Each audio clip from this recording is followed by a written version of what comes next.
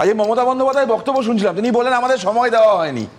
সুমনদা, কেউ যদি baby planning করে, বেবি প্ল্যানিং করলে তার মানে বিয়ে হবে, বিয়ে হবার বাচ্চা হবে, বাচ্চার মুখে ভাত হয়ে যাবে, যেই সময়টা লাগবে পুরো প্রসেসটার জন্য, তার থেকে বেশি সময় এই সরকার পেয়েছিল।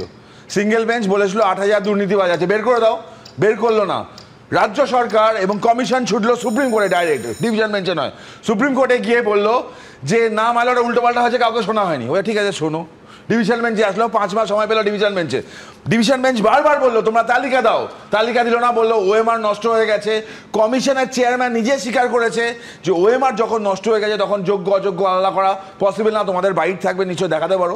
থার্ড সুপ্রিম কোর্টে গেল গত বছর এপ্রিল থেকে, আজকে আমরা দাঁড়িয়ে আছি এপ্রিলে, 1 বছর ওখানে। ঠিক আছে, আমি বলছি তরুণ, তুমি একটা এজেন্সির ভূমিকা এড়িয়ে যাচ্ছ, তার নাম হচ্ছে সিবিআই, যাদের দায়িত্ব ছিল যে এই যোগ্য অযোগ্য যদি ভাগ করা যায়, অমিত বাবু থেকে চিন্ময় বাবুদের চাকরিটা যাতে বানানো যায়। এড়াচ্ছি না সুমনদা, কেন এড়াচ্ছি না?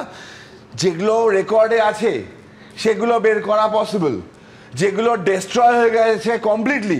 তোমরা সবাই বলছো না 1,04,000, এই 26,000 যদি ধরা হয়, 4 জন করে পরিবার ধরলে 1,04,000। সুমনদা, তোমরা 1,04,000 বলতে পারো, আমি তো দেখা করেছি যারা 1000 দিনের পর 1500 দিনের পর রাস্তায় বসে আছে। সংখ্যাটা 1,04,000 নয় সুমনদা, সংখ্যাটা হচ্ছে 25 লক্ষ পরীক্ষার্থী, 4 জন করে যদি পরিবারের সদস্য হয়, সংখ্যাটা আছে 1 কোটি। এই দুর্নীতির জন্য 1 কোটি মানুষ ক্ষতিগ্রস্ত হয়েছে, তার জবাব কে দেবে? মুখ্যমন্ত্রী দেবে না? আজকে মুখ্যমন্ত্রী বলছেন বিজেপি দোষী, সিপিএম দোষী, বিকাশ বাবু দোষী, আর উনি ধবধবে ফর্সা খানায়, উনি কিছু বোঝেন না, উনি কিছু যায় না, ন্যাকামো হচ্ছে। লাস্ট কথা বলো সুমনদা, ক্যাবিনেট জানতো না ক্যাবিনেট ডিসিশন কি ছিল? অযোগ্যতা রেখে দেওয়ার জন্য 262 কোটি টাকা প্রত্যেক বছর খরচার প্রপোজাল ছিল। কেন?